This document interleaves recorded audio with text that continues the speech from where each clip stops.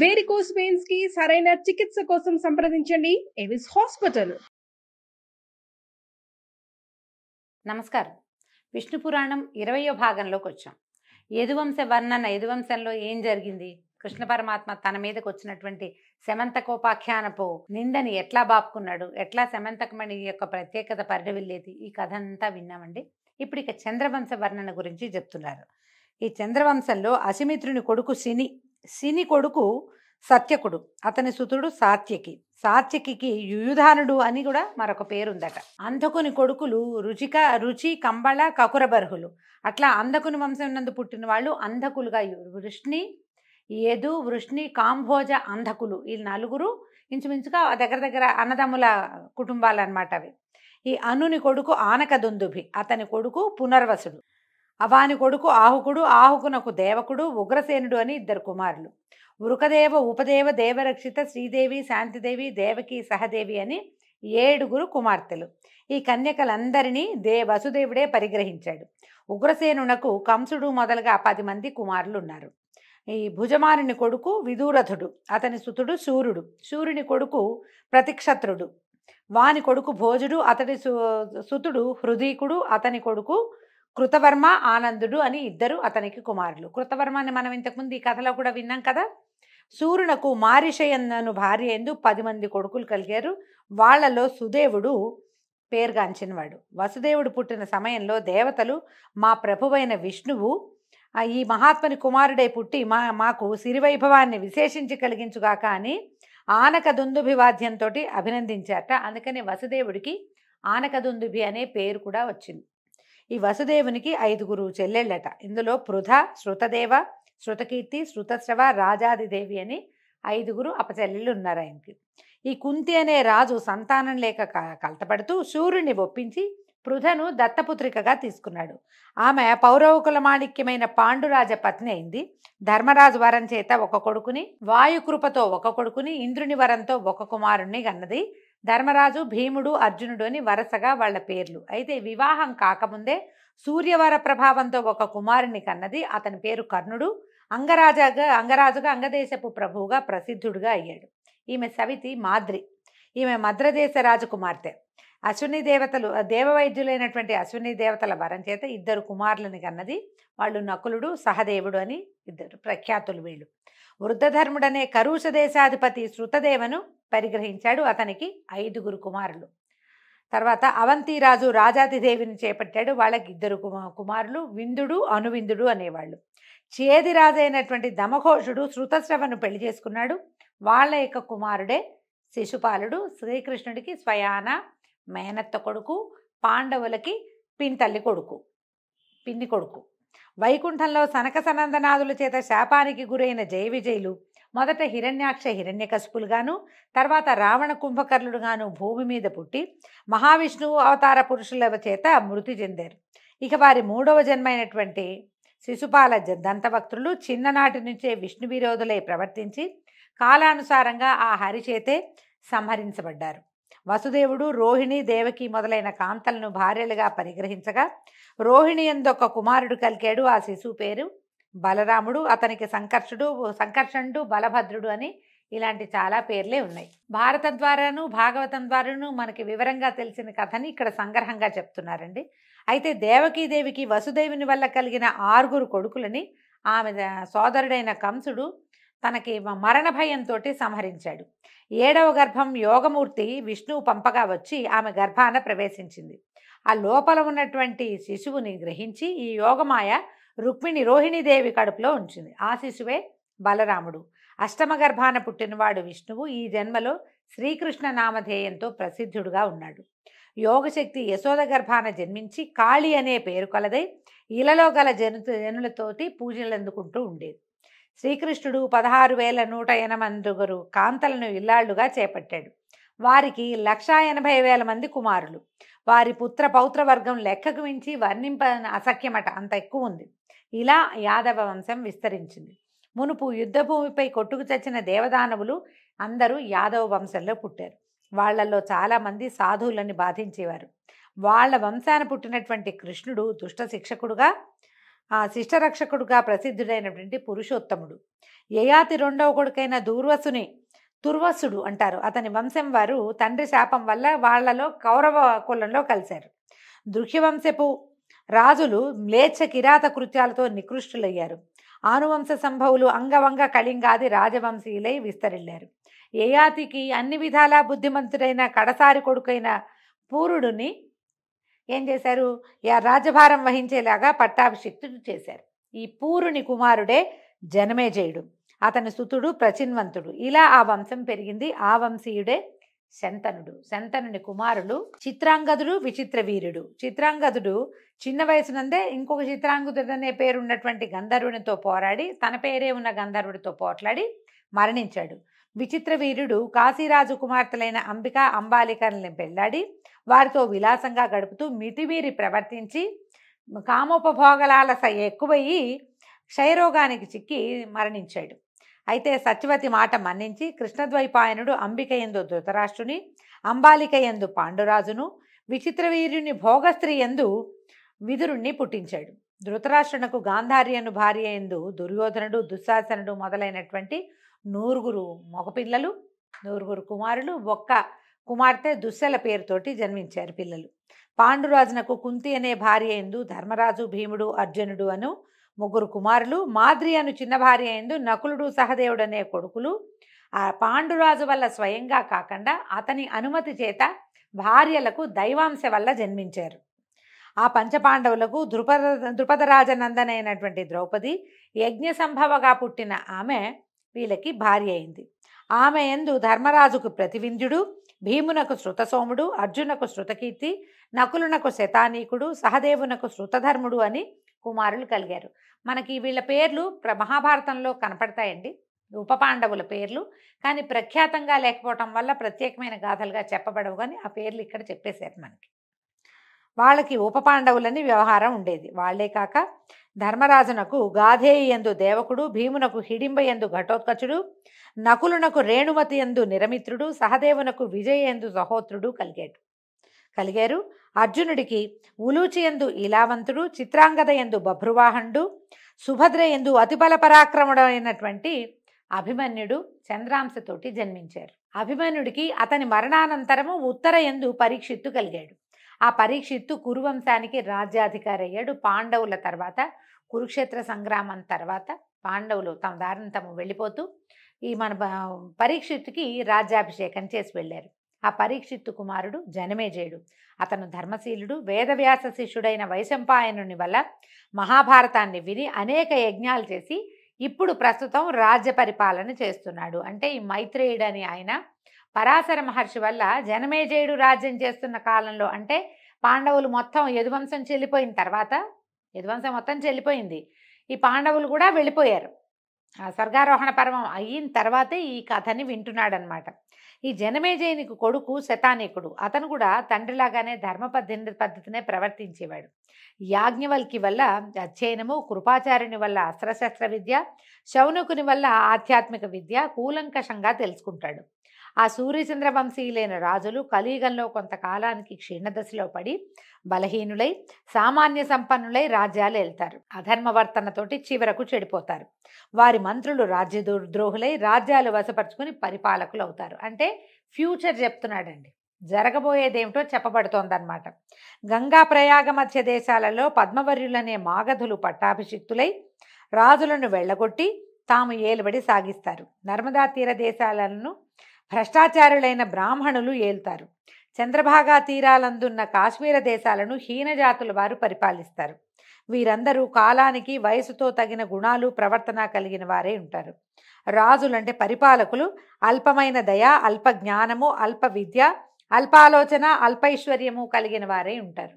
ఈ విష్ణు పురాణంలో ముందు రాజుల్లో ఎక్కువ భాగం ప్రఖ్యాతులైన వాళ్ళు, చాలా కాలం సప్తద్వీప వసుంధరని మొత్తం 7 ద్వీపాలతో ఉన్న భూమిని పరిపాలించిన వాళ్ళు, యజ్ఞయాగాదులు చేసిన వాళ్ళు, రాజర్షులైన వాళ్ళు ఎంతమంది పేర్లు చెప్పారండి.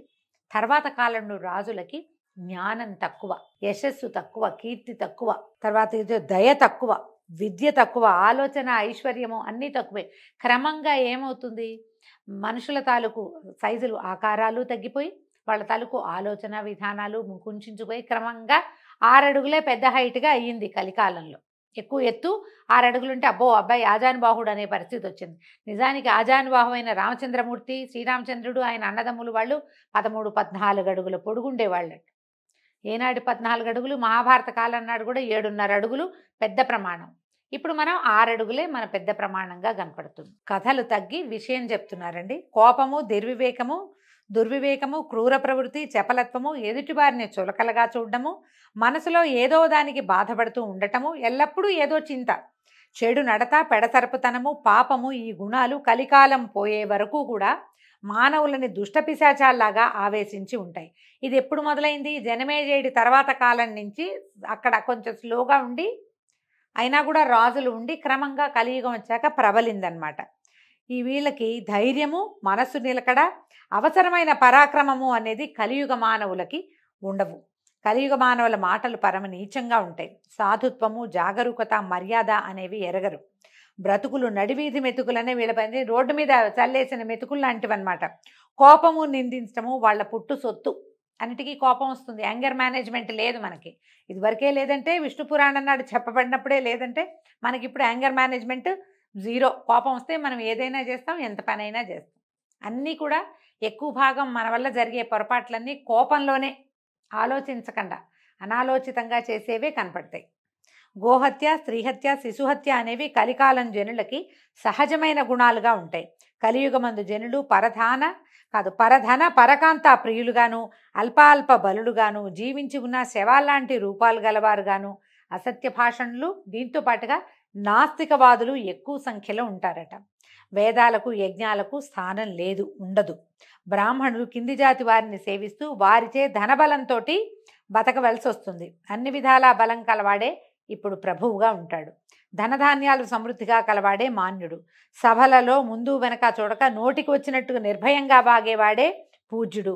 నౌకరీ చేసేవాడే హితుడు. ఇలా ఉంటుంది కలియుగ ప్రభావం. ఇలా ఉంటుందని జనమేజయుడి కాలం నాటి విష్ణు పురాణంలో చెప్పబడిందండి. వ్యాసప్రోక్తమే ఇది. ఇంకా వినమంటున్నారు. ధనం ఉన్నవాడే గొప్ప కులంలో పుట్టినవాడిగా గౌరవం పొందుతాడు. శరీర బలమే ధర్మం, అందచందాలే వివాహ కారణాలు, శౌర్యమే వ్యవహారానికి ఉండవలసింది, అన్యాయమే వృత్తికి మూలంగా ఉంటుంది, దౌర్బల్యమే కిందకి దింపుతుంది. ఇలా ఈ దోషాలు అన్ని జాతుల్లోనూ ఉంటాయి. ఈ కలియుగ మానవులకి ఆయు ప్రమాణం 120 సంవత్సరాలట. అప్పుడు చెప్పబడిందనమాట. తేనె, కూరగాయలు, ఆకులు, పువ్వులు, ఆహారము, నారబట్టలు, తర్వాత అలాంటి నేత బట్టలు వస్త్రాలుగా ఉంటాయి. సంతానం మితిమీరి బహుకష్టాలకి మూలమవుతుంది. శ్రౌత స్మార్త క్రియలకు స్వస్తి పలుకుతారు, వాటిని ఆచరించరు. ఇలా ఉండగా ఇలపై ధర్మాన్ని స్థాపించటమే లక్ష్యంగా సర్వలోక రక్షామణి భక్తవత్సలుడు అయినటువంటి శ్రీ మహావిష్ణువు శంబళ అనే గ్రామంలో ప్రధానుడు అనే బ్రాహ్మణునికి కుమారుడుగా జన్మించి దుష్ట శిక్షణ చేస్తాడు. వేదాలకు మళ్ళీ జీవం పోస్తాడు. సాధు సంరక్షణ చేస్తాడు. శ్రౌత స్మార్త క్రియలకు ప్రాణప్రతిష్ఠ ఆచరిస్తాడు. వర్ణాశ్రమ ధర్మాలకి సంరక్షణ కలిగిస్తాడు. ఈ అవతార పురుషుని, పరమ పురుషుని పేరు కలికి అని రాశారండి.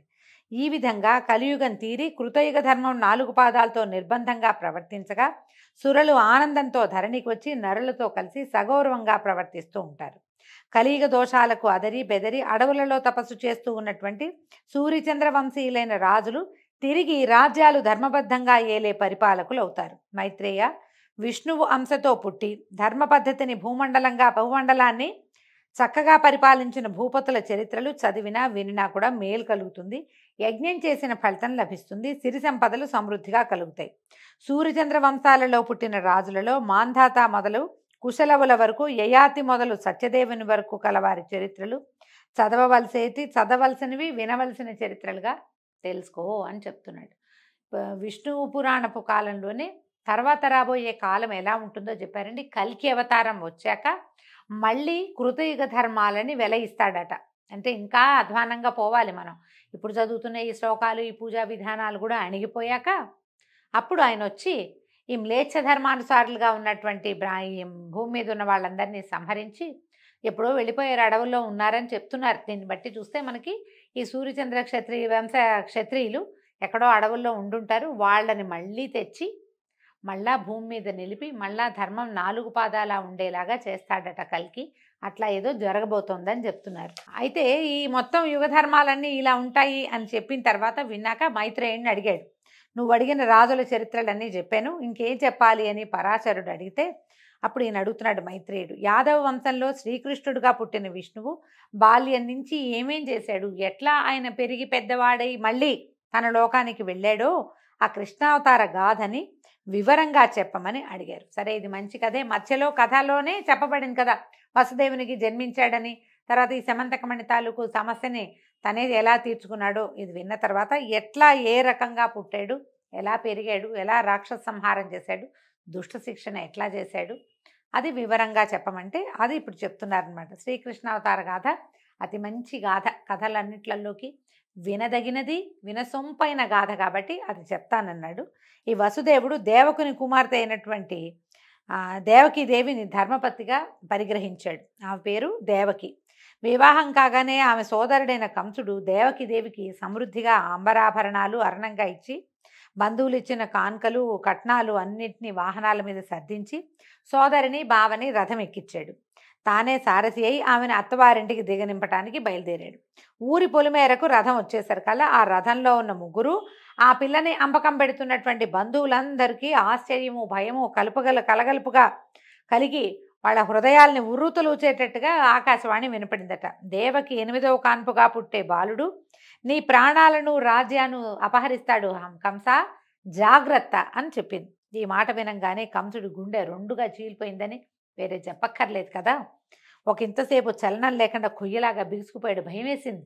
నిర్ఘాంతపోతారు కదా, కోపంతో రెచ్చిపోయాడట. తోబుట్టువు ఆడది అనే జ్ఞానము ఆదరణ లేక కత్తి తీసి చెల్లెలి జుట్టు పట్టుకుని ముందుకు వంచి తల నరకపోగా చటుక్కుని వసుదేవుడు చేయి పట్టుకున్నాడట. ఏమయ్యా, నీలాంటి గొప్ప దొర ఇలా దారుణమైన మారణ కృత్యం, సొంత చెల్లెలు, పైగా పెళ్లి కూతురు, ఈమెని ఏ గాలి మాట విని స్త్రీవతకి ఒడగెడతావా నువ్వు? గాల్లో వినపడిన మాట ఇంతమంది 10 మంది బంధుమిత్రుల మధ్యలో స్త్రీవధ చేయటానికి ఇట్లా తెగ నరకడానికి సిద్ధపడ్డం లోకం ఏమనుకుంటుంది? రేపు నువ్వు రాజువు కావాలి, నీ తండ్రి ఇప్పుడు రాజు, నువ్వు రేపు రాజు కావాల్సిన వాడివి. నిన్న పెళ్లి చేసావు, ఇవాళ అత్తారింటికి సాగనంపుతూ ఏ తప్పు లేని చిన్నారి చెల్లెల్ని ఇట్లా కొప్పు బట్టి పీక కొయ్యడానికి ముందుకొస్తున్నావు. ఇది ఏం పద్ధతి? నీ జీవితానికి ఇది మాయని మచ్చ. నా మాట విను, నా మాట వినని ఆపాడు. ఆకాశవాణి మాట నీకు ఆపద కలిగించేట్టుగా నువ్వు భావిస్తే నువ్వు కలత పడకు. దీని కలిగే ప్రతి బిడ్డని పుట్టగానే నేను నీకు తెచ్చిస్తాను. నా మాటకి ఈ పంచభూతాలే సాక్షి అని ప్రమాణవాక్కుగా చెప్పేసరికల్లా వసుదేవుడు చాలా అద్భుతమైన చరిత్ర కలిగినవాడు. ఆడిన మాట తప్పడు. పైగా ఆనక దుందుబిగా పేరు పొందినవాడు. అతను పుట్టినప్పుడు ఆకాశం నుంచి దేవదుందుబులు మోగినాయి. అతను ఇలాంటి వాడి మాట మరి ఒప్పుకోవాలి కదా, బావ మాట. అందుకని ఏం చేశాడు ఆయన? సరే, చెల్లెలు జుట్టు విడిచి ఇద్దరిని తిరిగి తన నగరానికి తీసుకొచ్చాడు. వాళ్ళని ఒక ఇంట్లో ఉంచాడు. బోళ్ళంత మందిని కాపలా పెట్టాడు. రోజు వచ్చి చూసెళ్తూ ఉండేవాడు.